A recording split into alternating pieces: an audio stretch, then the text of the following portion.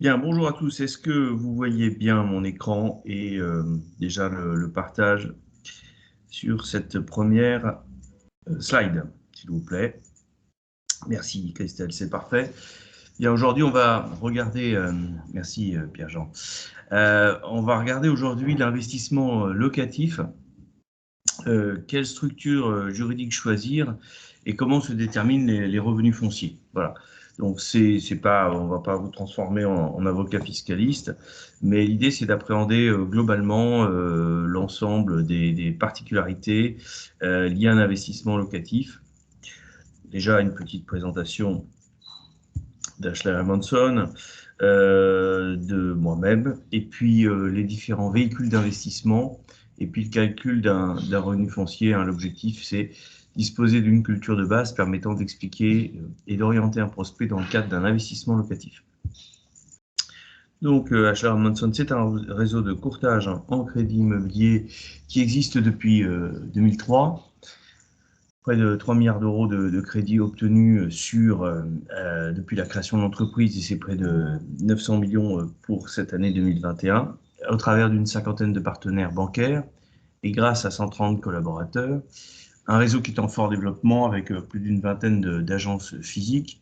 La reprise dernièrement aussi du réseau de courtage Rapido Prêt sur Guingamp. Des partenariats sous toute forme avec des mandataires bancaires, des licences de marque, une société qui est aussi cotée en bourse depuis 2015.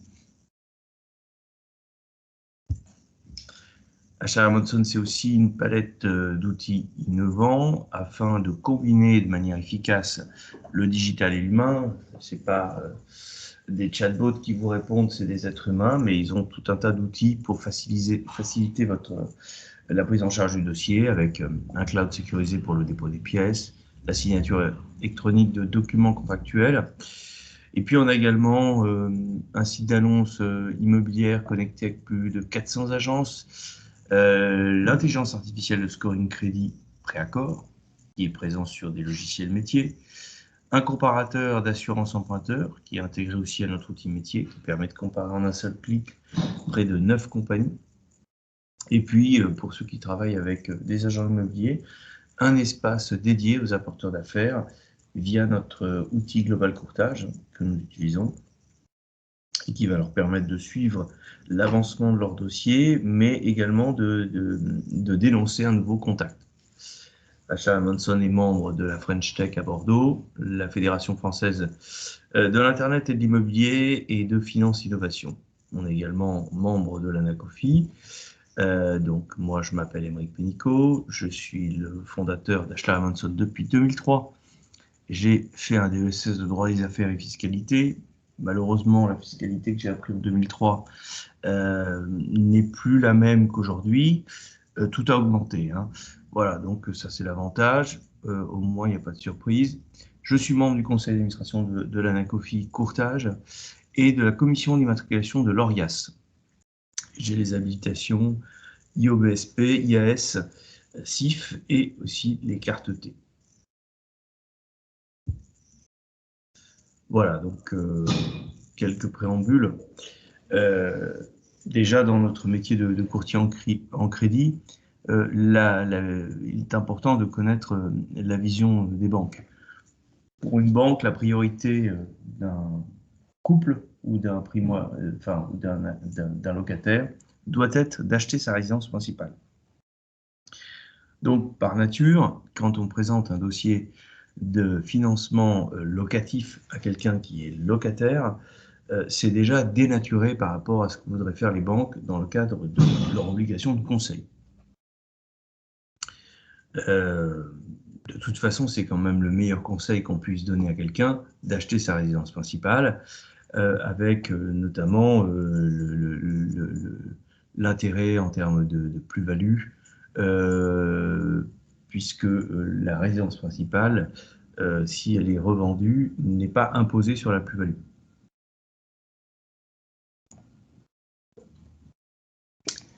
Il existe un certain nombre de niches qui permettent aussi d'exonérer de plus-value la résidence secondaire, par exemple, si jamais elle sert à financer l'achat d'une résidence principale, mais c'est dans 2 ans, etc. Donc c'est assez compliqué, mais la résidence principale, vous l'achetez 100, vous la revendez 200, vous n'avez aucune plus-value.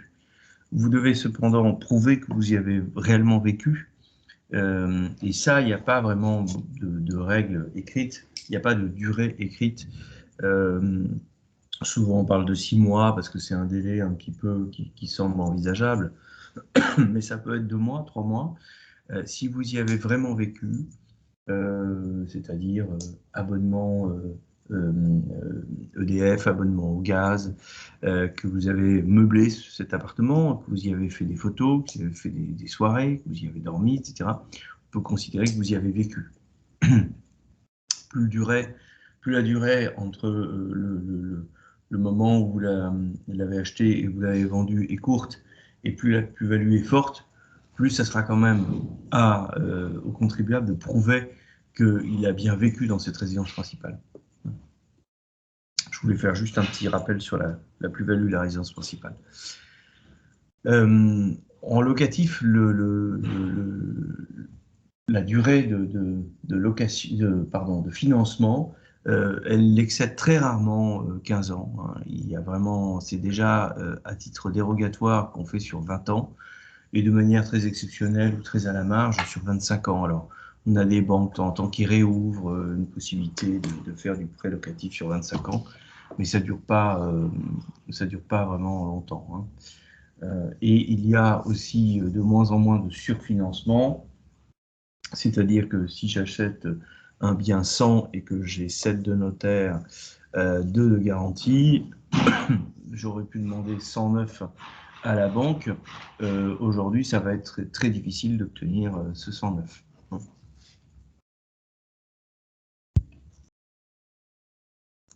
Donc, rappel des critères de calcul du taux d'endettement, le rappel entre le calcul facial et la balance locative. Donc, dans le calcul facial, je mets d'un côté toutes mes charges de crédit et de l'autre côté toutes mes ressources, donc mon travail, mon salaire, hein, la moyenne des 3 derniers mois par exemple, et mes revenus locatifs que je vais pondérer à 70-80% selon les banques. Je ne vais jamais retenir 100% du revenu locatif, par contre je vais revenir bien sûr 100% de sa charge. Dans ce cas-là, on a un taux dette divisé par engagement divisé par ressources qui va nous donner un taux qui doit être inférieur à 33%. Dans le cadre de la balance locative, on va isoler l'opération locative entre guillemets, entre parenthèses, et on va imputer sur les ressources globales ou les charges globales que le résultat de cette soustraction. Voilà. Donc j'ai par exemple 700 de revenus locatifs qui ont été pondérés à 70%, c'est-à-dire 1000 € pondérés à 70%, ça fait 700 € de revenus locatifs, et j'ai 500 de crédit à rembourser à la banque en face. J'ai donc un excédent de 200 € que je vais pouvoir ajouter sur mes revenus. Si mon crédit avait été de 900 € pour toujours 700 € de revenus, il aurait fallu que je rajoute 200 € sur mes charges. Donc ça aurait alourdi mon endettement. Aujourd'hui, il est de plus en plus difficile d'avoir des banques qui retiennent la balance locative, qui, si vous voulez, a quand même un intérêt pour l'emprunteur, hein, puisque ça vient diminuer son revenu, son taux d'endettement. Les critères du HCSF sont venus freiner la machine, l'emballement de l'endettement à outrance, une partie peut-être des personnes les plus aisées, en mettant des règles strictes de 33%, et puis également d'avoir de ne pas aller sur plus de 25 ans, de devoir mettre un apport, etc., etc., avec un succès assez mitigé, puisque cette année, il y a 1,2 million de ventes immobilières, c'est-à-dire le record absolu, et c'est 20% de plus. Donc un marché en croissance de 20%.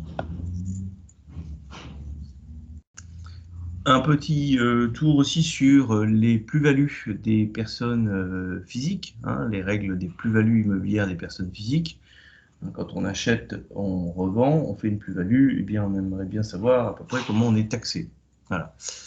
Donc il faut comprendre que de 0 à 6 ans, il n'y a pas d'abattement. Alors l'abattement, ça consiste à mettre à ne retenir qu'une partie de la plus-value. Je m'explique, j'achète 100, je revends 150, je fais une plus-value de 50, et bien là-dessus, par rapport à ma durée de détention, je vais appliquer un pourcentage de ce que je ne retiens vraiment que de ces 50. Ça peut être 50% de 50, 25% de 50, 75% de 50. Plus j'avance dans le temps, moins je vais être taxé sur ces 50. Alors, pendant les 6 premières années, il n'y a malheureusement aucun abattement. Donc, j'achète 100, je revends 150 dans les 6 ans suivant mon achat. Eh bien, je serai taxé sur 50%, sur ces 50. Hein. Et je vais être taxé à l'impôt sur la plus-value des particuliers et à la CSG, c'est-à-dire 37%. De la 6e à la 21e année, j'ai 6% par an sur l'impôt sur le revenu en moins, hein, et 1,65% sur les prélèvements sociaux. Donc ça commence à venir baisser la valeur dans laquelle je suis imposé. Donc si je revends un bien au bout de 10 ans, eh bien, donc, j'ai la 6e, la 7e, la 8e, la 9e et la 10e année, c'est-à-dire 5 années à 6%. Donc, je ne retiens plus que 70% de mes 50 que je vais taxer à l'assiette de l'impôt sur le revenu, c'est-à-dire sur les plus-values 19%. Et puis, j'ai 1,65 x 6, ça doit faire à peu près quelque chose comme 10%. Et bien là, j'ai pareil, mes 50, j'enlève 10%, ça fera plus que 45 et ça sera taxé à 17,2. Ma CSG est beaucoup, beaucoup plus longue à diminuer. Hein. On en reparlera après. Moi, j'ai beaucoup d'affection pour la CSG parce que c'est un impôt que j'ai vu naître et que j'ai vu grandir et que j'ai vu prospérer. Hein, voilà, donc j'ai beaucoup d'affection pour la CSG qui était à 0 il y a 20 ans et qui aujourd'hui est à 17,2 partout. Voilà, je ne sais pas comment ils faisaient pour financer l'État avant la CSG parce que c'est une machine à cash. Après 22 ans, il n'y a plus d'impôt sur la plus-value immobilière, mais il restera des prélèvements sociaux jusqu'à la 30e année. Et après 30 ans, votre bien est totalement exonéré. Donc, exemple, j'ai un achat de 100 plus travaux réels de 25 plus frais d'achat 10, revente à 7 ans. Quel est le montant de la plus-value imposable? Si vous voulez le répondre dans le petit message. Premier qui répond à toute ma reconnaissance, ça veut dire qu'il ne s'est pas endormi. Donc, achat 100, travaux réels de 25, plus frais d'achat 10, ça fait 135 de prix de revient. Revente 200, ça fait 65 de plus-value imposable. Bravo Sébastien. Et quel est le montant de l'impôt à payer? Donc,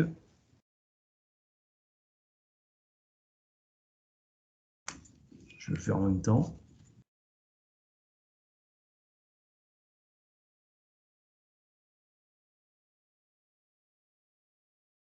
C'est chouette, hein, ces petits jeux de calcul de plus-value. Hein. C'est vachement sympa. Hein.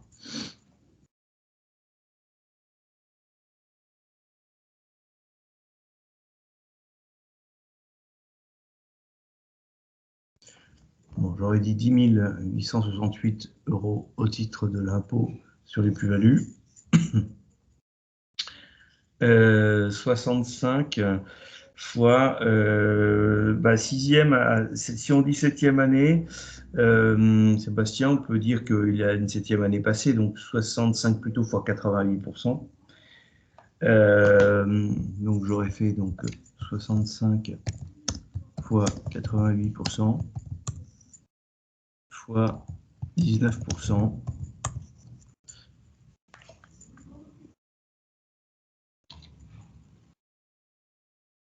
Ça nous fait égal 10 868.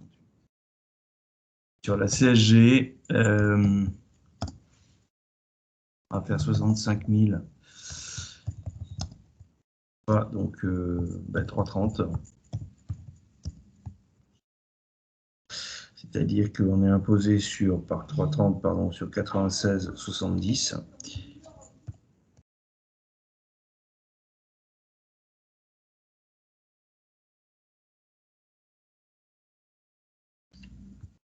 « 17,2.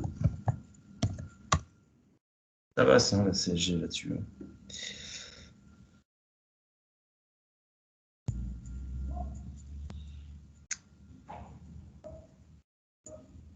Ce qu'il ne faudrait pas, c'est que avec les élections présidentielles qui arrivent, on ait une espèce de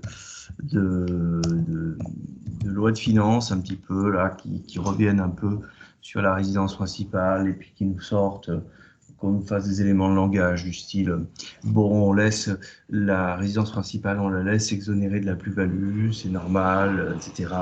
Par contre, la sécurité sociale, c'est normal de contribuer, donc on va appliquer les prélèvements sociaux sur la plus-value de la résidence principale, parce que là, ça veut dire qu'ils taxent quand même à 17,2 une grande partie des biens. Voilà. Donc, prix de vente, hein, c'est le prix d'achat plus le forfait d'achat plus les travaux justifiés avant 5 ans ou 15% du prix d'achat après, égale la plus-value taxable. Donc, votre prix d'achat aujourd'hui, voilà, il y a des forfaits de 7,5% pour les frais de notaire, par exemple. Et puis, vous pouvez mettre tous les travaux que vous justifiez avant 5 ans ou après 5 ans. Mais après 5 ans, vous bénéficiez de 15% d'abattement sur votre prix d'achat. Donc, il y a déjà quelques mécanismes qui permettent de baisser l'impôt. Impôt sur le revenu, donc c'est la plus-value taxable fois l'abattement fois le taux d'impôt en vigueur, 19%. Donc, et puis CSG, plus-value taxable fois abattement fois taux de CSG en vigueur, 17,2. Exo plus-value IMO après 22 ans et de CSG après 30 ans. Voilà, donc c'est ce que je vous disais. La dérive quand même de la CSG qui n'est née en février 96 que de 0,50 et qui prend des petites louches comme ça, année par année, pour atteindre 17,2 et aujourd'hui elle touche l'intégralité des revenus. Les salariés ont une partie de la CSG qui est de la CSG non déductible, c'est-à-dire qu'ils payent de l'impôt sur le revenu sur la CSG qu'ils ont payé. C'est un truc assez délirant. Limite au niveau constitutionnel, puisqu'on n'a pas le droit de payer 2 fois de l'impôt sur la même somme. Mais voilà. Donc moi, c'est ce que, pour résumer même sur la dérive inquiétante de l'imposition immobilière, alors il n'y a pas du tout d'engagement politique là-dessus, c'est pas du tout le cas, puisque c'est une longue et très longue série de mesures qui ont été prises par tout un tas de gouvernements, mais comme la voiture, l'immobilier est devenu un peu la vache à lait pour prendre des impôts. Et quand on commence à cumuler, on se pose la question si ça vaut le coup aujourd'hui d'acheter un petit studio. Voilà. Les impôts sur les revenus fonciers, donc impôt sur le revenu CSG, donc jusqu'à 45% d'impôt sur le revenu et 17,2 de CSG, on arrive à 62%, 62,20 d'impôt sur les loyers qu'on encaisse, si on n'a rien à déduire. Avant de faire ça, on avait aussi acheté le bien, donc on avait fait payer des frais de notaire. 5% du montant de notre achat, ce sont des droits de mutation. Et puis si on le revend ensuite, eh ben, on a eu impôt sur le revenu, plus-value et CSG, comme on vient de voir, à 36,2. Et puis après, on peut avoir des impôts sur le patrimoine immobilier avec la taxe foncière, c'est environ 1% du montant du bien. Et puis l'IFI qui est maximum 1,5% du montant du bien. Donc ça, tous ces impôts se cumulent et c'est à la fois des impôts sur la valeur du bien, hein, et puis également sur les revenus qu'ils rapportent. Voilà. Et donc du coup, les gens, pour pouvoir maintenir leur patrimoine immobilier, augmentent les loyers pour pouvoir avoir plus de rendement, pour pouvoir payer plus d'impôts. Ça devient un petit peu une machine qui fonctionne à l'envers. Voilà, donc là je vous mets une petite note, simplement quand on crée une société civile ou une société, on va voir un peu les différentes formes après, on a une notation en tant que chef d'entreprise, donc c'est important que tout ça soit bien vu avant. Donc, tout d'abord, l'investissement le plus simple, il peut être fait en nom propre. Hein. Il est tout à fait possible d'acheter un bien en nom propre. La SCI n'est pas indispensable. Souvent, j'enfonce quelques portes ouvertes comme ça, mais beaucoup de clients arrivent et nous disent bah oui, moi je vais monter la SECI pour faire l'investissement immobilier. C'est pas forcément indispensable, hein, et c'est même plutôt conseillé pour un premier achat, hein, et puis voire impossible autrement dans le cadre de l'investissement loi Pinel où vous devez être en direct. Vous avez deux types d'imposition dans ce cas-là, hein. Donc vous achetez votre bien, vous payez vos frais de notaire et puis vous encaissez directement sur votre compte les loyers. Et puis c'est à vous, lors de faire votre déclaration de revenus, de faire une déclaration qui peut être au microfoncier parce que vous n'avez pas dépassé le montant, je crois que c'est 10 000 euros. Et là, vous allez avoir donc un abattement forfaitaire de 30% sur les loyers bruts, mais vous n'avez pas la possibilité de déduire de travaux, de taxes foncières ou autres charges. Hein. Et vous avez donc 70% des loyers que vous touchez qui sont imposés à l'impôt sur le revenu en CSG. Donc c'est intéressant pour, si vous voulez, un bien qui est payé, qui n'a pas plus de travaux, qui permet d'alléger la note, ou si vous n'aimez pas du tout la paperasse. Par contre, pour que ça soit quand même intéressant fiscalement, c'est parce que vous n'avez plus de travaux à déduire. Hein. Sinon, vous allez payer vous n'allez pas bénéficier, si vous voulez, du bénéfice, enfin, de ce que propose la loi française en matière de fiscalité immobilière, c'est-à-dire la déductibilité de l'ensemble des travaux. Hein. Et c'est dommage parce que vous allez payer et pas bénéficier de l'autre pendant. Alors, qu'est-ce que c'est un revenu foncier net? Donc là, il y a un petit lien vers le site des impôts. Les ressources, donc c'est mon loyer brut, hein, parce qu'on est taxé sur son revenu net. Donc c'est important de bien connaître ce qu'on peut mettre dans le revenu net. Donc mes loyers bruts, et derrière, je peux déduire ma taxe foncière, l'intégralité de mes intérêts d'emprunt de l'année, le coût de l'assurance de prêt, l'assurance du bien, donc l'assurance propriétaire non occupant, celle qui remplace la multirisque habitation quand on est propriétaire d'un bien mais qu'on n'y habite pas, tous les frais de gestion ou le forfait, si c'est géré par soi-même, on a un forfait de 20 €, les frais de copropriété et un certain nombre de travaux, donc ça il faut bien regarder les listes sur les impôts. Donc il est important d'aller chercher dans tout ce que vous faites un maximum de choses à déduire pour baisser l'assiette du revenu foncier net, pour baisser votre taxation. Hein. Coût de l'assurance de prêt, elle est déductible. Il peut être donc intéressant quand on a une profession libérale, enfin moi c'est un conseil que je donne, j'ai une profession libérale, je lui dis, écoutez, prenez l'incapacité temporaire de travail aussi sur votre investissement locatif, comme ça si vous cassez une jambe, vous ne pouvez plus travailler, au moins le crédit sera entièrement pris en charge par l'assurance et vous percevrez le loyer. Et en plus, c'est une prévoyance déductible de votre revenu foncier net. Donc, calcul d'un revenu foncier net toujours, le résultat, il est soit positif, soit négatif. Si positif, donc, il vient s'ajouter au revenu des salaires après abattement et sera taxé au taux d'IR, plus il sera taxé à la CSG. Donc, j'ai déclaré 3 000 euros par mois, ça fait 36 000 euros à l'année. J'ai un abattement de 10%, donc je suis plus qu'à 32 400 et je rajoute là-dessus, par exemple, 3 000 euros de revenus fonciers net, je vais être taxé sur 35 400. En revanche, si le bien que vous avez acheté a fait l'objet d'énormément de travaux et que vous allez avoir un résultat foncier négatif, vous allez bénéficier à ce moment-là d'un abattement dont le plafond est de 10 700 euros et qui va pouvoir venir s'imputer sur vos autres revenus. Donc là, vous allez avoir carrément un impact défiscalisant de cet investissement. C'est-à-dire qu'au lieu d'avoir donc toujours 3 000 fois 12, c'est-à-dire 36 000, 32 400 après abattement de 10%, et vous avez 10 700, et vous ne serez plus imposé que sur 22 000 et quelques, puisque vous aurez imputé 10 700.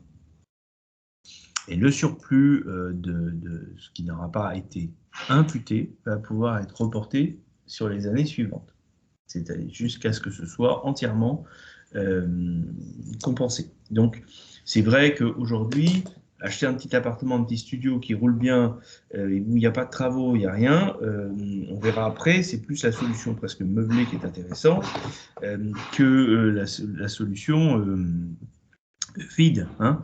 La solution vide a du sens quand il y a une partie de travaux à faire au départ. Souvent, les politiques disent « mais oui, mais il n'y a que des logements meublés, il faut des logements vides ». Et on leur dit « écoutez, adaptez la fiscalité aussi parce que vous ne donnez pas envie de faire grand-chose. Voilà. » Le déficit foncier, donc le régime des déficits fonciers, donc ça, pour rappel, hein, donc on revoit ce qu'on voyait avant, ça permet donc l'imputation des dépenses de travaux et en la nature de dépenses d'entretien, réparation et amélioration sur les revenus fonciers du propriétaire. Lorsqu'au titre d'une année, l'ensemble des dépenses éligibles excède le montant des revenus fonciers positifs, l'excédent constitue un déficit foncier imputable sur le revenu global, donc dans la limite de 10 700 euros. L'éventuel surplus est reportable uniquement sur les revenus fonciers des 10 années suivantes. Réduisez vos impôts sur l'année N. Pour bénéficier du dispositif, vous devez respecter certaines conditions. Le bien doit être loué non meublé à usage d'habitation principale ou secondaire pendant 3 ans minimum et en dehors de tout dispositif de défiscalisation. Le déficit doit être apprécié sur l'ensemble des revenus fonciers. Vous ne pouvez déduire que les travaux d'entretien, de réparation, d'amélioration et de rénovation, en aucun cas la construction ou l'agrandissement. Il y a un cadre assez précis.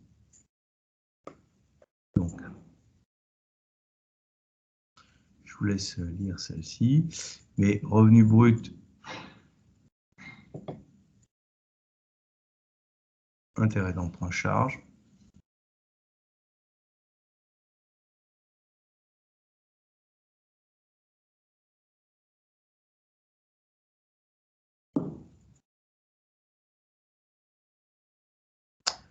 Voilà, donc le déficit foncier, on a vu un petit peu.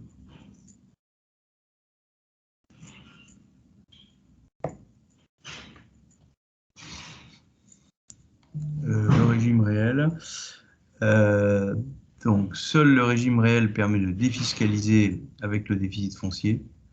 Hein, et systématique au-dessous de 15 000 euros de revenus annuels et optionnel en dessous. Si vous faites d'autres investissements locatifs et que vous êtes en statut LMNP par exemple, vous devez demander à l'administration fiscale le changement de votre statut pour bénéficier de ce dispositif. Donc les charges déductibles, on a toutes les charges financières, les intérêts d'emprunt, les frais accessoires, frais de dossier, les charges liées à l'exploitation du bien, donc les frais de gestion, agence immobilière, syndic, prime d'assurance, et les charges liées aux travaux, donc le coût des travaux réalisés dans un bien mis en location peut être déduit des revenus fonciers si ces travaux ont pour objet de maintenir ou de remettre en état le bien. Voilà. Donc, on retrouve un petit peu les grandes règles. Donc, comment se calcule le déficit foncier? Je perçois 6 000 euros de loyer. mes charges financières sont de 4 000, mes autres charges déductibles sont de 3 000.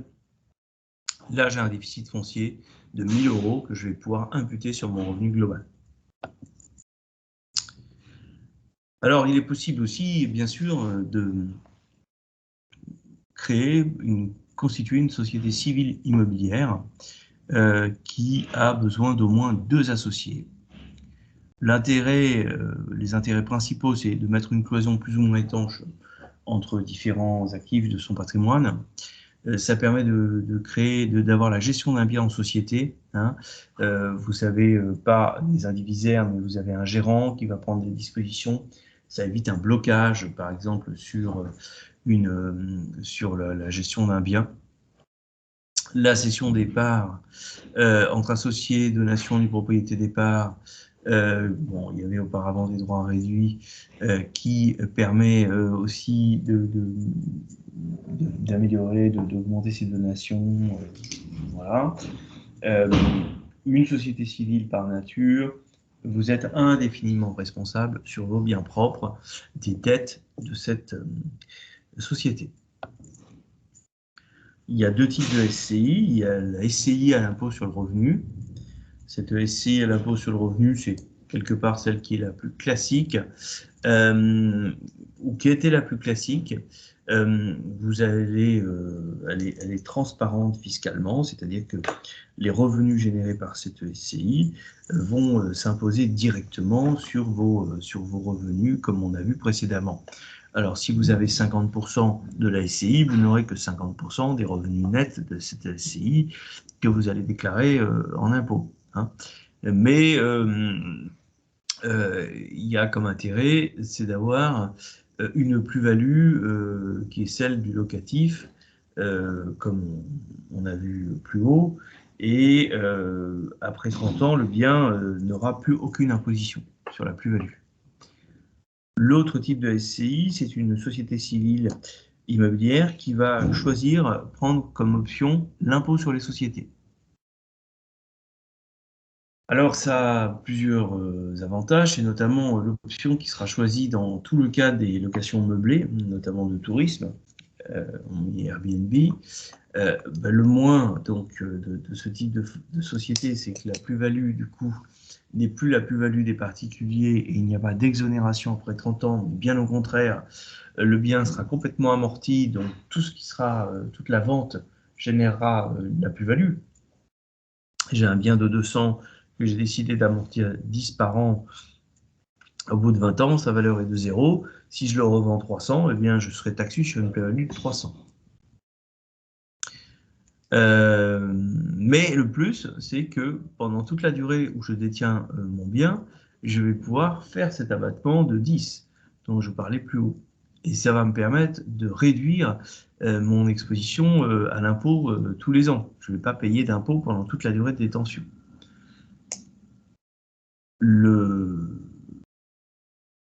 L'intermédiaire, c'est que les revenus distribués le sont sous forme de dividendes, puisque la société est à l'IS, elle va taxer ses revenus à l'impôt sur les sociétés, et ensuite elle va les distribuer sous forme de dividendes, et vous aurez 30% d'impôt d'exit tax sur les revenus financiers. Je dirais, pour résumer, la SCI à l'IR, ce que vous ne payez pas pendant toute la durée de l'emprunt, la SCI à l'IS, la SCI à l'IS que vous ne payez pas pendant toute la durée de la détention, vous allez le payer fort à la fin. La SCI à l'IR, vous allez payer un petit peu tous les ans, de plus en plus, parfois trop d'ailleurs, mais à la fin, vous aurez une exo sur la plus-value. Les différents véhicules d'investissement, donc on a également la société par action simplifiée. Donc là, on est plutôt sur des sociétés de capitaux. On peut être seul, ça s'appelle la SASU, hein, société par action simplifiée unipersonnelle. Là aussi, on retrouve les mécanismes de l'impôt sur les sociétés, de l'amortissement comptable, de la TVA. La responsabilité est limitée aux apports en capitaux, mais bon, souvent, si l'entreprise fait un emprunt supérieur à ses capitaux, ce qui est toujours le cas, la banque demandera une caution personnelle du dirigeant. On va retrouver la SAS peut-être plus pour loger des locaux industriels et commerciaux, peut-être une vision beaucoup plus professionnelle de l'achat immobilier avec un versement de salaire, des frais professionnels, la création d'une foncière peut-être beaucoup plus que monsieur et madame qui veulent acheter un appartement. Alors, j'ouvre une petite question. Je voudrais avoir votre avis. Pour le choix d'une SCI, le choix de ne pas... Non, si.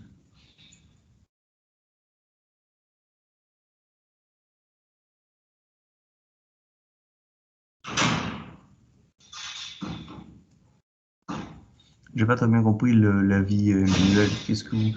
Pour le choix d'une SCI, le choix ne doit pas s'effectuer pour ne pas mettre en péril son patrimoine perso, a priori, car les associés de la SCI sont indéfiniment responsables, même sans être caution. Effectivement, à partir du moment où vous êtes associé d'une SCI, d'une société civile, vous êtes indéfiniment responsable. Alors, précisez peut-être votre question.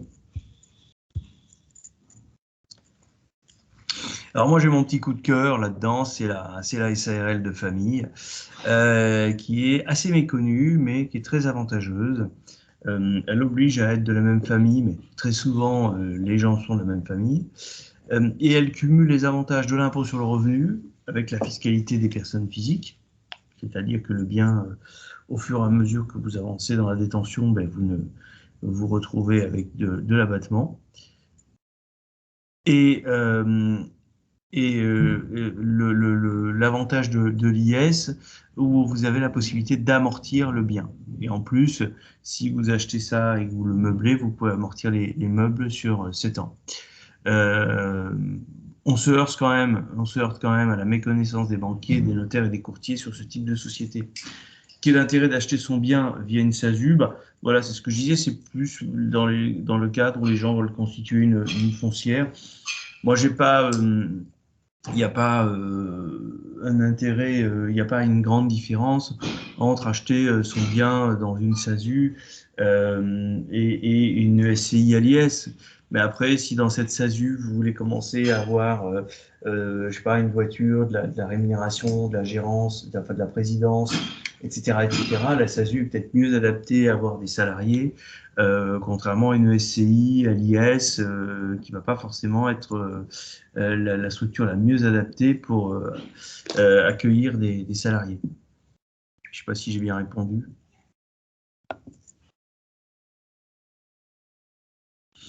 Voilà, donc l'imposition à l'IS, c'est vraiment très intéressant de bien connaître ça parce que généralement, les SASU ont le rôle de holding plus que de support d'investissement, pas forcément. C'est une société par action simplifiée. Elle peut être créée en holding. On peut faire une société civile en holding. On peut faire une URL en holding. La SASU n'est pas limitée au rôle de holding, hein. La société ayant sa propre personnalité, elle sera imposée en qualité de personne morale sur les gains qu'elle réalisera. Donc la valeur imposée sera la différence entre le prix de cession et la valeur nette comptable, valeur d'acquisition moins amortissement. Et cette plus-value sera directement imposée au taux de l'IS. Si les associés veulent percevoir le montant du prix de cession, ils devront distribuer des dividendes qui seront taxés à la flat tax de 30% au titre de l'IRPP. Il faut donc bien comprendre que l'IS doit plutôt être perçu comme une notion de revenu plus que de capital.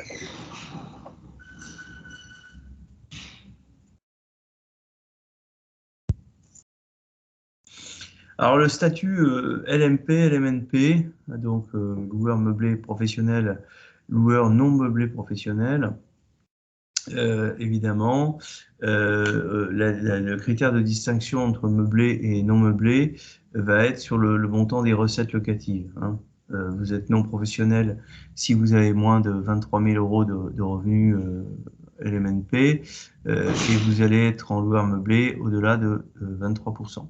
Voilà. Donc d'un coup, un coup vous êtes vous êtes BIC non professionnel d'un côté et BIC professionnel de l'autre. Quand vous êtes en LMNP, vous êtes imputé uniquement sur vos revenus professionnels alors que le LMP, vous êtes imputé sur votre revenu global. Les plus-values, il y a un certain nombre de petites carottes intéressantes avec des exonérations qui peuvent être partielles ou totales au bout d'un certain nombre d'années. Bon, dans le MLNP, on retrouve quand même ce qui est sur la partie impôt sur le revenu des particuliers. LMNP, LMP, pardon, il y a vraiment un avantage à être dans ce statut-là, hein, parce que les plus-values, vous avez une exonération partielle si vos recettes locatives se situent entre 90 et 126, et totale si vos recettes locatives sont inférieures à 90 000 et vous êtes exonéré d'IFI. Voilà. Donc c'est des statuts quand même qui sont à bien connaître. Donc le régime des BIC, c'est le micro-BIC pour des revenus inférieurs à 70 000 euros par an. Vous bénéficiez d'un abattement de 50% sur les revenus perçus. En clair, si vous avez encaissé 12 000 euros de loyer, l'imposition ne sera calculée que sur 6 000. À noter, si c'est la première ou deuxième année que vos recettes annuelles dépassent 70 000, dans ce cas-là, vous pouvez encore bénéficier de ce régime. Attention, la contrepartie de cet abattement forfaitaire est que vous ne pouvez déduire aucune charge, intérêts d'emprunt, travaux, etc. Le micro-BIC n'est donc intéressant que si vos charges déductibles sont inférieures à 50% des revenus perçus. Dans le cas contraire, le régime réel est plus intéressant. Vous retrouverez souvent ça, c'est-à-dire qu'on va vous proposer un forfait, mais vous devez quand même faire vos calculs avant de savoir si ce n'est pas plus intéressant pour vous d'être en régime réel pour plus déduire de charges. Le régime réel, il vous offre la possibilité de déduire donc toutes vos charges et d'amortir votre logement et son mobilier. Il peut s'appliquer donc dans certains cas, soit vos recettes sont inférieures à 70 000 euros, vous notifiez à l'administration fiscale que vous optez pour le régime réel avant le 1er février de l'année, ou vous souhaitez bénéficier de ce régime dans lequel vous vous engagez pour 2 ans minimum. Vous pouvez revenir au micro-BIC à partir de la 3e année en n'oubliant pas de signaler à l'administration fiscale toujours avant le 1er février, car dans le cas contraire, le régime réel sera reconduit tacitement. Soit vos revenus annuels sont supérieurs à 70 000 euros, dans ce cas, vous n'avez pas le choix, seul le régime réel est possible. Quelles sont les charges que vous pouvez déduire? On retrouve toujours un peu la même idée. Les intérêts d'emprunt, les frais de dossier, la taxe foncière, la CET, tiens, celle-là, une petite taxe supplémentaire, les primes d'assurance, les honoraires versés à une agence immobilière, un administrateur de biens, un expert comptable, un notaire, les achats de fournitures, les dépenses d'entretien et de réparation, les frais de gestion courante, les frais postaux, téléphone, internet, les frais liés à la consommation d'énergie, eau, électricité, gaz, etc. Vous pouvez aussi amortir les meubles et les équipements achetés pour meubler le logement dans un délai de 5 à 10 ans, en déduisant chaque année entre 10 et 20% de leur prix. Même idée d'amortissement pour le logement lui-même, avec un calcul plus complexe à effectuer car lié à la durée de vie estimée du logement. Si vous achetez un 2 pièces d'une valeur de 100 000 euros et que vous estimez sa durée de vie de 50 ans, vous pouvez déduire de vos loyers 2% du prix chaque année, soit 2 000 euros par an. Donc, très intéressant aussi d'aller changer, de varier les plaisirs, de changer de type d'imposition pour aller toujours optimiser la gestion fiscale, le traitement fiscal de vos revenus. Voilà, le montant donc, la synthèse pour les déclarations BIC, condition, montant de vos recettes inférieur à 70 000 euros, régime réel, le montant de vos recettes supérieur à 70 000 euros. Voilà. On vous donne le petit formulaire fiscal, c'est le 2042-C-Pro, avec un abattement de 50%, alors que le régime réel, c'est le formulaire 2031-SD. Mais il faudra reporter dans le formulaire 2042-C-Pro. Voilà.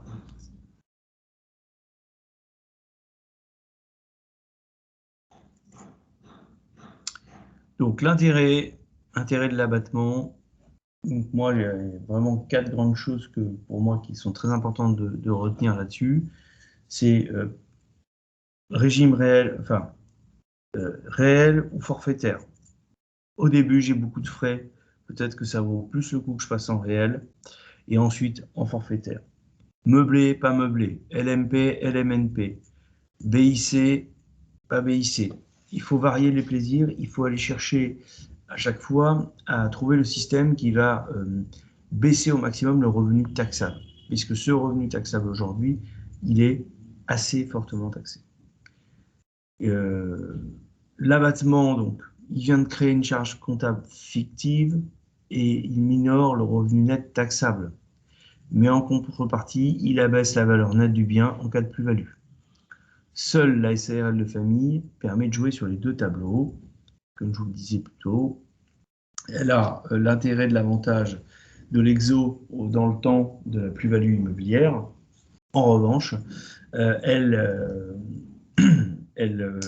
permet aussi de faire de l'amortissement.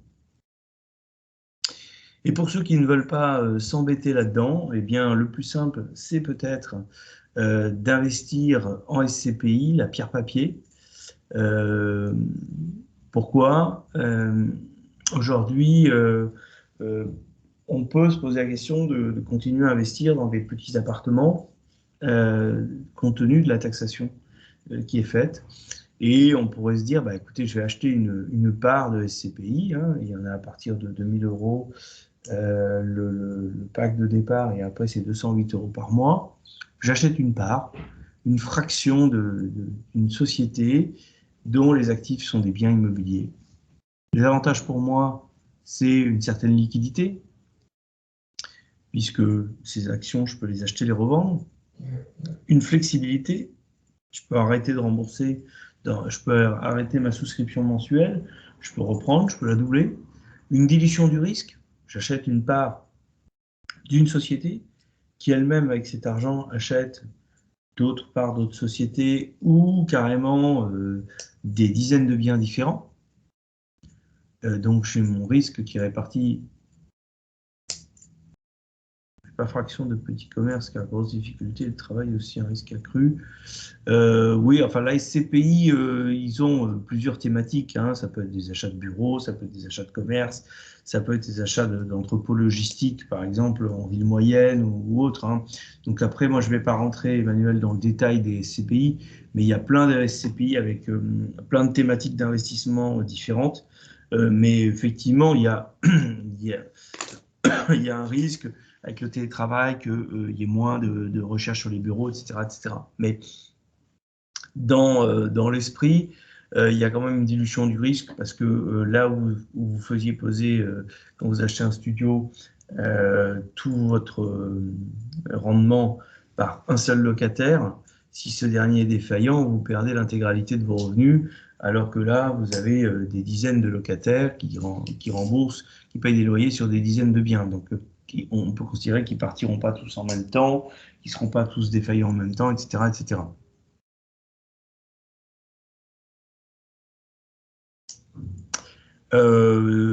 Patricia, ça il faudra voir peut-être avec Alexandrine chez nous pour la partie financement de SCPI.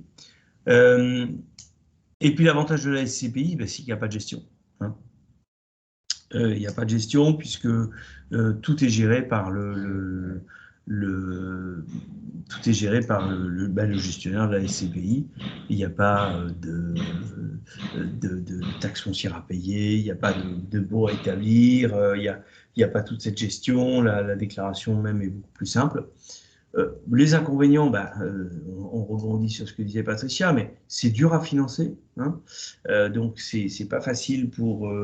en fait, les banques veulent bien financer des SCPI à condition que ce soit elles qui les vendent. Donc la solution, nous, qu'on a mis en place, c'est de faire un plan mensuel avec de l'abondement mensuel, et vous démarrez avec 2 000 euros, et puis tous les mois, vous mettez 208 euros. Donc c'est une sorte de crédit à l'envers, hein. Et puis l'autre inconvénient aussi, c'est que bon, les Français sont quand même des amoureux de la pierre et on ne la détient pas en direct, hein. Le coût, il y a des frais d'entrée qui sont importants dans les CPI, hein, entre 7 et 8% de ce que vous mettez au départ va partir en frais, mais il n'y a pas de frais de notaire. Pour le coup, vous achetez du bien, c'est de la pierre papier, mais il n'y a pas de frais de notaire. Vous avez un rendement trimestriel, donc tous les trimestres, vous avez une partie de votre revenu qui tombe.